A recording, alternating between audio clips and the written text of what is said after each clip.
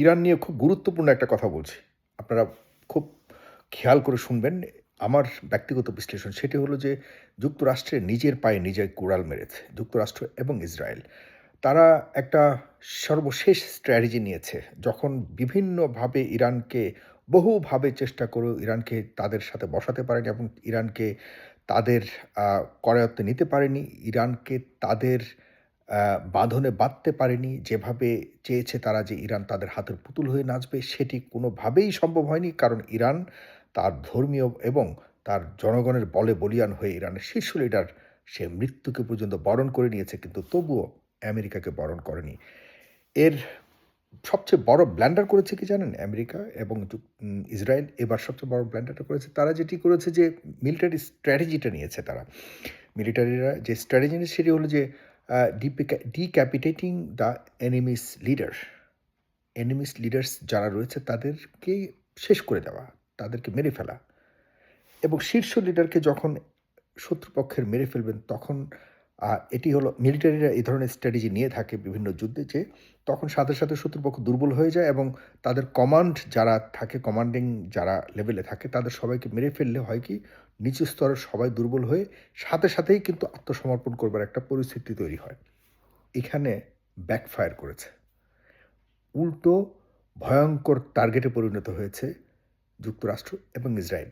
এবং সবচেয়ে ভয়ঙ্কর হলো যারা ইসরায়েল এবং যুক্তরাষ্ট্রের দালাল, এই মুসলিম কান্ট্রি নামক মিডল ইস্টের যে কয়েকটি দেশ আছে, সবগুলি দেশের যারা যেসব স্থানে মার্কিন মিলিটারি এবং ইসরায়েলি অবস্থান রয়েছে, সেই সব জায়গাগুলি এখন ভয়ঙ্কর টার্গেটে পরিণত হয়েছে ইরানের।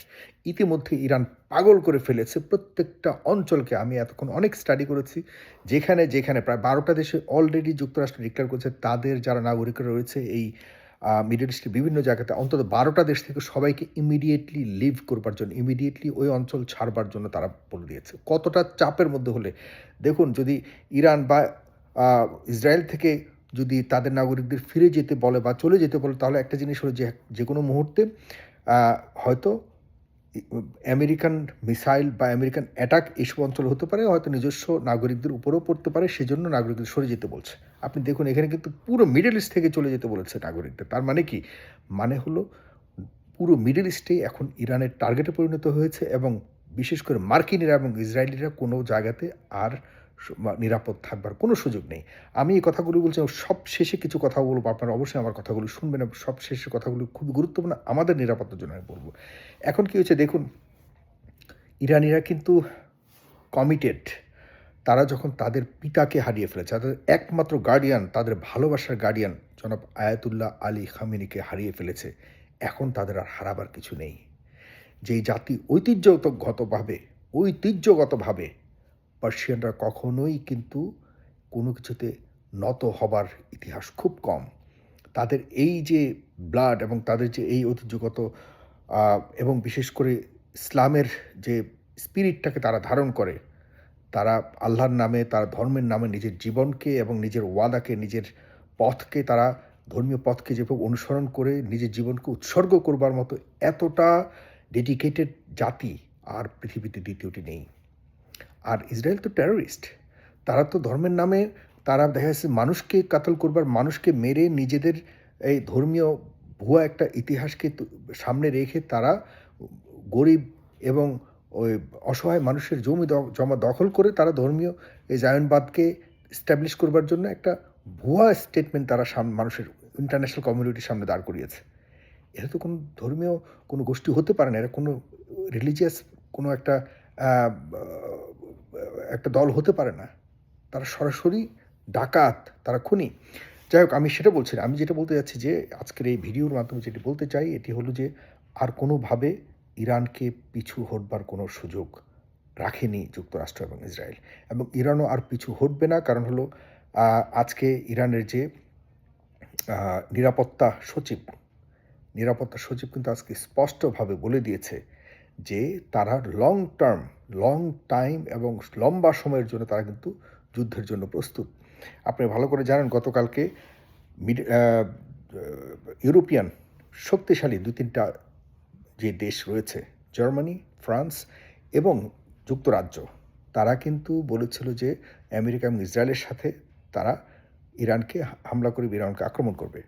এরপর কিন্তু যখন ইরান প্রস্তুত হয়েছে এবং পাল্টা আক্রমণ, এদিকে আবার চায়না বলেছে যে আমরা ইরানের সাথে সর্বশেষ পর্যন্ত ইরানের জাতীয়তা, নিরাপত্তা এবং সার্বভৌমত্ব রক্ষার জন্য ইরানের পাশে শেষ পর্যন্ত আমরা থাকার জন্য প্রস্তুত রয়েছে। আমরা ঘোষণাও পর্যন্ত দিয়েছে। এরপরেই কিন্তু আবারও পল্টি নিয়েছে।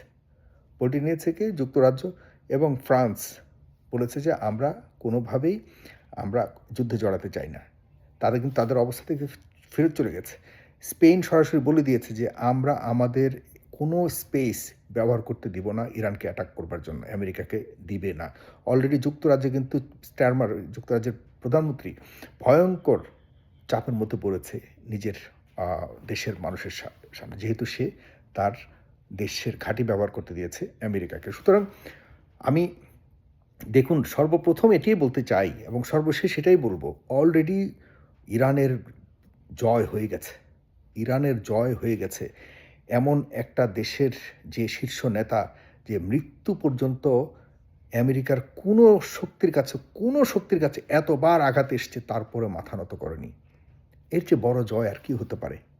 এভাবে আপনি অনেকগুলি দেশ, আশপাশের সবগুলি দেশকে আপনি আপনার পাওয়ার খাটিয়ে কারো উপরে, কারো অসহায়ের উপরে আপনি যদি জোর খাটিয়ে তাকে মেরে ফেলতে চান, সেটির কি জয় বলে না? জয় তো সেটি যে তার মাথা নত না করেও যে সামনাসামনি যুদ্ধে বুক চিতিয়ে দিয়ে মৃত্যুবরণ করে, তাদেরই জয় হয় এবং সেটি হয়েছে। আমরা ধর্মের বিষয়টা এখানে গুরুত্ব না, আপনারা মাথায় রাখবেন। আমাদের মুসলিম মানুষ, ইসলাম ধর্মের যারা ফলোয়ার্সরা আছে তাদেরকে মানে বিভক্তি করবার জন্য কিছু ইস্যু আমাদের ধর্মীয় ইস্যুকে সামনে রেখেছে। দেখুন এগুলির কারণে আমরা যেন বিভক্তি থাকে, আমরা যেন কোনোভাবেই এটাই যদি হয়ে থাকে তাহলে কোন ধর্মের আলোকে এই যে আমাদের সুন্নি দেশগুলি আছে তারা কোন ধর্মের আলোকে এই বিধর্মীদেরকে, আপনাদের ভাষায় আমাদের বিধর্মীদের কাছে গিয়ে বসে থাকে? বিধর্মী কিন্তু আমাদের সকল সম্পদ। বলতে পারেন যে আমরা যারা এই এই ধর্মের, সুন্নি ধর্মের অনুসারী আছি, এই সুন্নি ধর্ম যেসব বড় বড় উন্নত দেশগুলি আছে এগুলিতে গেলে আমাদেরকে কোনোভাবে মূল্য দেয়? বলুন, কোনোভাবে মূল্য দেয় না।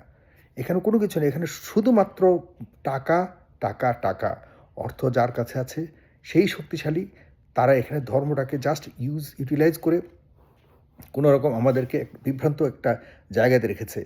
আমরা অবশ্যই সেখান থেকে বের হয়ে আমরা ধর্মের ঊর্ধ্বে গিয়ে, ধর্মের ঊর্ধ্বে যাওয়ার তো কোনো সুযোগ নেই। আমি বলতে চাচ্ছি যে ধর্মীয় যে এই বিভক্তির ঊর্ধ্বে গিয়ে আমাদেরকে অবশ্যই যারা ইসলামের নামে ন্যূনতম, যাদের ইসলামকে বিশ্বাস করে, ন্যূনতম বিশ্বাস করে তাদের পাশে দাঁড়াতে হবে। কারণ হলো আমরা কোনোভাবেই ধর্মকে যারা পুঁজি করে অর্থকে আত্মসাৎ করবার জন্য যেসব দেশগুলি রয়েছে, এই মিডল ইস্টের কয়েকটা দেশ যারা পশ্চিমাদের কাছে পায়ের কাছে গিয়ে কুকুরের মতো বসে থাকে, তাদের বিরুদ্ধে আমাদেরকে দাঁড়াতে হবে এবং তাদেরকে বলতে হবে যে তোমরা ভুল করছো, তোমরা আমাদের ধর্মটাকেও বিকৃত করছো। আর সর্বশেষ সেটা বলতে চাই যে আমাদের বাংলাদেশের নিরাপত্তা নিয়ে আমি খুব ভয়ঙ্করভাবে চিন্তিত। দেখুন আস্তে আস্তে যুদ্ধ কিন্তু তৃতীয় বিশ্বযুদ্ধে যে কোনো সময় লেগে যেতে পারে, যে কোনো সময় লেগে যেতে পারে। যদি এদিকে রাশিয়া এবং চীন সম্পৃক্ত হয়ে যায়, যদিও চীন অলরেডি ঘোষণা দিয়েছে, কতটুকু মন থেকে বলেছে, কতটুকু করবে জানি না। যেহেতু ঘোষণা দিয়েছে, আর এই ধরনের ঘটনা দেখেন একসময় বলতাম আমরা যে যাই বলুক ইসরায়েল কখনোই ভুল করবে না, ইরানে আঘাত করবে না, সে করে দিল। এই ট্রাম্প বলেছিলাম যে না, ইরানে ওরকমভাবে যুদ্ধ আর করবে না, সে করে দিয়েছে। সুতরাং কয়েকটা পাগলের হাতে যেহেতু পৃথিবীতে এই শক্তিগুলি চলে গেছে, নেতৃত্ব চলে গেছে, আমাদেরকেও নিজেদের আত্মরক্ষার জন্য যথেষ্ট ন্যূনতম ব্যবস্থা গ্রহণ করতে। আমাদের চারপাশে কিন্তু ডাকাতের দেশ। এই দেশটার বিরুদ্ধে আমরা যদিও 18-19 কোটি মানুষ রয়েছে, এই 18-19 কোটি মানুষ যদিও এক একটা মিসাইলের মতো এক একজন মানুষ, এরা জীবন দিতে কখনোই কুণ্ঠাবোধ করবে না। তবুও আমাদের এই দেশটার দালাল কিন্তু আমাদের দেশে ভরা। আমাদের দেশের, আমরা 1971 সালে তো যেই রাজাকারদের কথা বলি, ওইসব রাজাকার না, আসল রাজাকার দেখবেন যদি এই সামনে কোনোভাবে আমাদের আশপাশের দেশের দ্বারা আমরা আক্রান্ত হই, তখন দেখবেন আসল রাজাকার কাকে বলে। কারা নিজের নীতিকে, নিজের বিবেককে, নিজের দেশকে, নিজের মাটিকে বিক্রি করে নিজের স্বার্থের জন্য সব কিছু ছিন্ন ভিন্ন করতেও দ্বিধাবোধ করবে না, তখন শুধু আফসোস করবেন। তখন ৭১কে খুবই নগণ্য মনে হবে। এই কারণে বলি আমাদের দেশের মাতৃ ভূমির প্রতি যে ভালোবাসা, সেটিকে বিভিন্নভাবে জাগ্রত করবার জন্য কাজ করুন। যারা এই স্টুডেন্টসরা রয়েছে, এই প্রজন্মের যারা যুবকরা রয়েছে তাদেরকে ভালোভাবে মিলিটারি প্রশিক্ষণ দেওয়ার ব্যবস্থা করুন এবং অবশ্যই আমাদেরকে আমাদের যে ব্যা অস্ত্র, গোলাবারুদগুলো আছে বা আছে এগুলিকে আরও বেশি সমৃদ্ধ করতে হবে। বিশেষ করে ট্রেনিং নিতে হবে আমাদের। ক্যাডেট সংখ্যা বেশি বাড়াতে হবে, ক্যাডেট ট্রেনিংগুলি বাড়াতে হবে এবং অবশ্যই আমাদের উন্নত কয়েকটা দেশ যেগুলি খুব শক্তিশালী আশপাশে যেসব বিভিন্ন দেশ রয়েছে এদের সাথে আমাদের একটা ব্যালেন্সড সম্পর্ক রাখতে হবে এবং অবশ্যই যেটি করতে হবে এটি হলো যে আমাদের ভারতের ব্যাপারে একটা পলিসি ঠিক করতে হবে। এটি প্লিজ আপনারা ইয়ে করুন এবং আমাদের মিলিটারি যে সেনাবাহিনী রয়েছে, এই সেনাবাহিনীটার মধ্যে এখন দেখুন বললে খারাপ লাগে, আপনার কিছু মনে করবেন না। আমার সেনাবাহিনীকে আমি অনেক ভালোবাসি, পছন্দ করি। কিন্তু এই সেনাবাহিনীর মধ্যে আসলে দেশপ্রেম কতটা এখন রয়েছে এ নিয়ে প্রশ্ন রয়েছে। এখন যদি যুদ্ধ বাধে, এই সেনাবাহিনী কতটা নিজেদের জীবনকে বাজি রেখে দেশের জন্য প্রাণ দিতে যুদ্ধে ঝাঁপিয়ে পড়বে এ নিয়ে সংশয় আছে এখনো পর্যন্ত। যদিও কিঞ্চিৎ আছে, যদিও আমি মনে করি, এখনো বিশ্বাস করি জীবন প্রাণ দিয়ে আমাদের সেনাবাহিনী আমাদের দেশের জন্য প্রাণ দেবে। কিন্তু তবুও সংশয় রেখেছে কারণ সেনাবাহিনীর মধ্যে এখন মানে কি বলবো? অনেক বেশি সম্পদশালী হয়ে গেছে। সম্পদশালী যারা থাকে তারা কখনো জীবনের দেশের জন্য এবং সার্বভৌমত্বের জন্য জীবন দিতে দ্বিধাবোধ করে। কারণ তারা সম্পদশালী হয়ে গিয়ে সম্পদের প্রতি তাদের একটা টান হয়ে যায়। এ কারণে আমি বলব এই মুষ্টিমেয় কিছু এরকম মানসিকতা যারা আছে তাদেরকে সরিয়ে দিয়ে যারা আসলে দেশের জন্য কাজ করতে চায় তাদেরকেই মিলিটারিতে ভালো একটা অবস্থানে দিন এবং আমাদেরকে প্রশিক্ষণের মাধ্যমে একটা ভালো মিলিটারি বাহিনী তৈরি করুন। ধন্যবাদ সবাইকে। সালাম।